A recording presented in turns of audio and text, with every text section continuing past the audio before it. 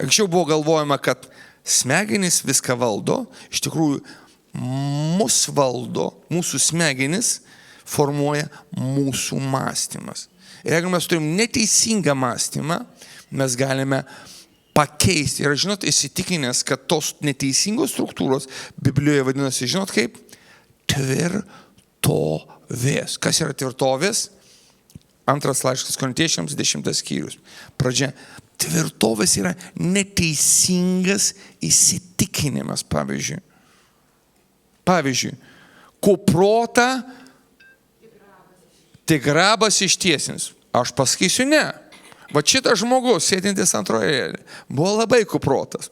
Gal fiziškai turbūt jisai liko, žiūriu, reikia kartais labiau išsitiesinti, bet jisai 21 metų buvo 8 kartus teistas. Jo pravardėjo kaime buvo velnias. Kodėl jis gyveno kaip velnias?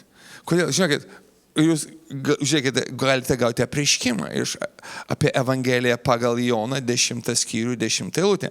Velnias, net paprašyta velnias, bet vagis ateina vogti, žudyti ir pražudyti. Aš atėjau, kad jūs turėtumėt gyvenimą ir apšį jo turėtumėt. Kas vagia? Velnias. Kas pavogė? Numirs vienas, jis pavogė šventumą iš Adomo ir Ievos. Ir jisai toliau jis vagia tavo sveikatą. Gerai. Paklausyt, bet Dievas tiesina Andrių. Aš nepasakau, kad jis tapo visiškai tiesus. Jis tapo visiškai teisus dėl Jėzaus kraujo, bet dar ne visiškai tiesus.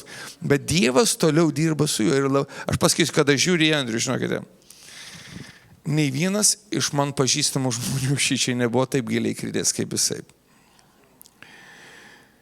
Bet Dievas, paklausykit, yra gabus pakeisti netgi tokius žlugusius žmonės.